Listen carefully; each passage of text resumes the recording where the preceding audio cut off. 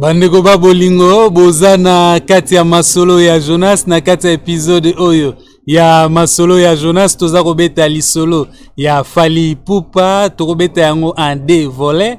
Volet ya liboso toza kolobela ndaku na ye, valeur ya ndaku na ye ya Cité du Fleuve oyo azako tongisa bautiko lakisa yango na documentaire moko boye babilili ya documentaire boko reconnaître parce que totalaka ba photo tango basalaka documentaire yango mais finalement documentaire eutiko bima et extrait nango muke na talaki na YouTube donc vidéo oyo ezali basé sur ça tokolobela penzembo mikitisa o Fally Ipupa ayembela Vincent Gomez abwaka mwasi na ye Eveline et Vincent Gomez autiko bala maître Vincent Gomez autiko bala et Fally Ipupa na mariage na ye ayembi et abwaki mwasi oyo Vincent Gomez autiko bala. Il paraît que bazalaka na bango déjà premier bureau na deuxième bureau abali nde kaka deuxième bureau bon officieusement nyonso wana toko développer. Alors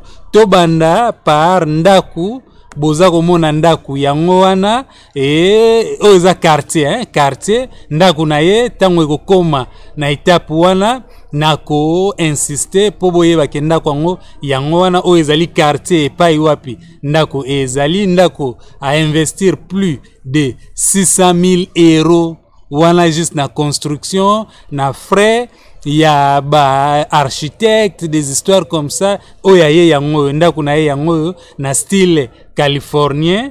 Donc oyo ndako ya Fally yango oyo aza kotongisa na quartier ya ba millionnaire na Congo Kinshasa.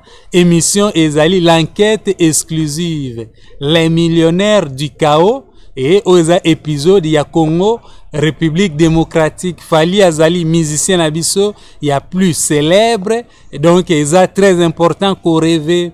Fally arriva azala grand musicien ba voiture ba ndaku nyoso wana eye après l'enquête exclusive. Alors villa de Fally style californien na Cité du Fleuve na Kinshasa. Congo ezali 8e pays le plus pauvre du monde. Ndaku na ye a investir plus de 600 000 €. C'est-à-dire ndaku wana poteka yango na 1 million de dollars, c'est dans quelques temps peut-être ce que sili akokia teka yango déjà na 1 million de dollars. Bomona ke Fally aza kotika penda ba bilembo ya defoite atiki libanda oto yebi na msusu oyo yebanite me oya Congo pe aza komeka ko komisa Californie na kati ya Congo. Aboyi na yeko vanda na Londres, aboyi ko vanda na Californie, avanda ka mingi na Congo et puis Paris, mais aza ko investir pe na ndenge ya Congo makamba boende tolingaka. Ba voisin na ye ba avocat, ba voisin na ye ba financier, ba entrepreneur, so azalaki musicien pambala balingaki ba benga na ye na quartier wana te mais alingaki nde azala na makoki ya kovanda wana te. Donc quartier ya ba riche, quartier ya ba millionnaire congolais. Au Congo tozana plus de 600 millionnaires en RDC. Alors, en réalité, ça peut être 2000, ça peut être 3000. Boyebi, modèle, makambo, ya modèle ya mboka na biso ndenge zalaka, msusu azakuna, mbongo zali banda.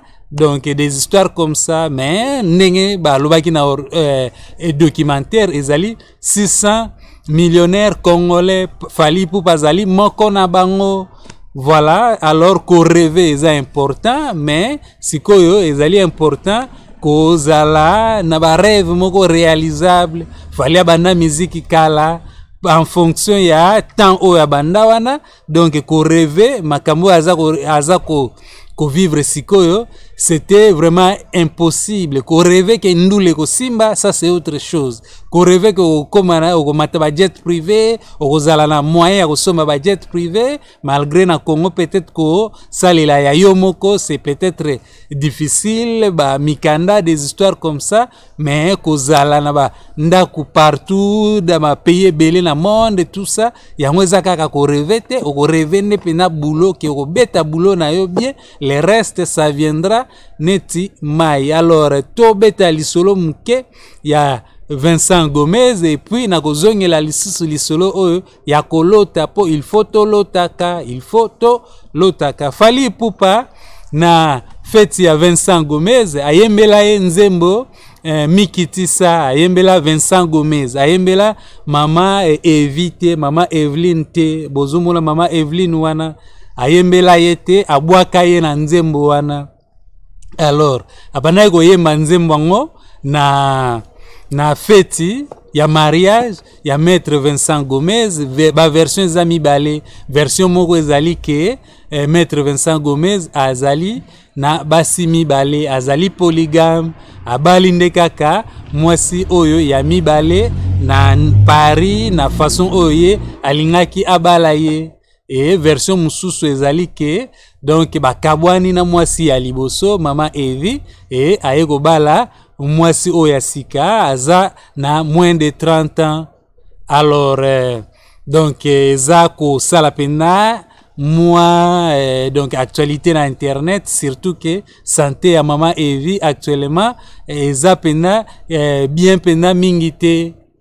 Donc Fally, est-ce qu'il faut te condamner ou bien te condamner maître Vincent Gomez? Donc Fally ayemi na mariage, alors il était obligé ya ko modifier nzembo wana Mikitisa esika abwaka mama Evi a remplacé par mwasi oyo bandaki ko honorer. Alors je ne sais pas exactement combien de chansons Fally Ipupa ayembela déjà maître Vincent Gomez, mais na Mikitisa a remplacé ki mama Evi par la plus jeune femme.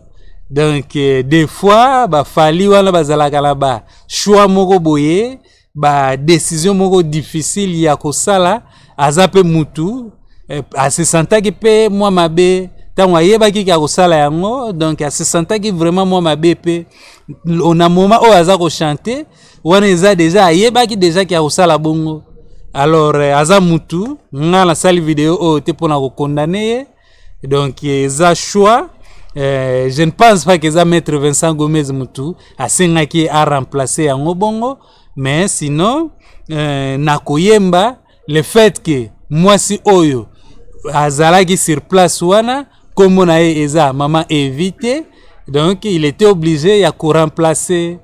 Donc eza métier na bango ça arrive souvent et comme il pe. Alors batu bazo kanisaki Fally na mama Evi bazalaki na relation moko boye ke bakochaka soki pe ndenge nini eza bongo te. Fally aza pire petit ya maître Vincent Gomez depuis quartier latin. Fally na maître Vincent babandi depuis quartier latin. Kofi nde aza master ya maître Vincent Gomez. Fally pire petit ya Kofi et maître Vincent Gomez a gardé ba relation ya bien nzembo Mikitisa kitoko. Alors soki banzembo mususu ezali na boy na tatone oyo na se rappeler yango wana na lobeli. Alors na tozongela sikoyo likambo oyo ya ko rêver eza très important. Kolota ko rêver eza très important, mais kozala siko na eloko oyo za kosala. En tout cas Fally ezalaki musique osala yango neti blague Vincent Chiluizi eza YouTube ngai oyo eza YouTube tozosala yango neti blague, mais eza kosimba potentialité ya kozwa mbongo ya ebele pe ezali. Vincent rêve na ezali asala hôpital ye moko azala médecin général azonga classe asilisa ba médecine na ye moko koma médecin général ou bien médecin soki pe ndenge nini. Donc médecin de base na hôpital oye atongi nga. Donc analyse nanga na salaka analyse ya ba données idée nanga ezali na sala bootcamp ezali ba école moko boya muke o mutu akoki auta musika auta partout aye kotanga makamoko boye. Donc na nenga raka comme ça tango akei a keko boulonner mbala moko rêve nanga yango wana. Donc na salaka mo ba équation ba makambo belé pona koyeba comment ko fula mutu oyo alingi na ye anginda ko apprendre ko tangisa ye makambo boye très important. très avancé, mais rapidement, ayekolango vraiment très rapidement et accueilli à se servir. Donc, na salaka ba analyse ya ba données koluka koyeba makambo nyonso eza ko se passer na YouTube et mutu oyo aza la capacité na ye ya ko réunir ba bilongi moko boye po abenda mo lar moko boye na nenga raka obe bato bazawana a salisa bango ba biloko moko boye. Donc ya normal quoi o eza pe digne na miso ya ba responsable comme ça a récupérer mbongo oyo azala nango besoin a sali nango ba affaire oyo azala nango besoin. Donc analyse données, c'est ça na yekolaka YouTube data API kozala kaka na ba données, ce n'est pas suffisant koyeba sikoyo ndenge nini équation nini kokyo appliquer na ba données wana pour mutu nginda. Ce n'est pas seulement YouTube et analyse données, c'est presque partout, mais on est justement flash au moment où na koma pena après na travailler avec ba responsable oyo ba vision na biso ezako matcher comme ça ba meka un peu ko atteindre ba objectif wana ya ko luka un peu ko créer ba emploi. Fallait za voisin ya ba entrepreneur, fallait za voisin ya ba banquier, fallait za voisin ya ba avocat. Donc ba tuana nyoso ba reva ba sala oyo ezalaki nécessaire pour ba koma wana, y compris fali oyo ya yezalaki bandule moko boye neti kaka, mais lelo oyo ekomi bandule oyo eza komema partout na monde, bandule oyo eza ko permettre ye asomba a investir na ndaku ya plus de 600 000 euros a omona ke bana pena baza sécurisé. Ça c'était moi lisolo muke ya Fally Ipupa. Email moko boye ezali na se ya video na ngai oyo. Alors bo communiquer, bo tindela nga ba masolo, bo tindela nga ba audio soki ezali comme ça, soki ya moyen na diffuser yango awa na ko diffuser et na bandina nous par email to communiquer à travers email wana o ezali na se ya video oyo. Je suis Masolo ya Jonas na lingi bino trop. Je vous love, merci beaucoup bo aimer vidéo oyo et je dis bye bye, bo commenter pe bye.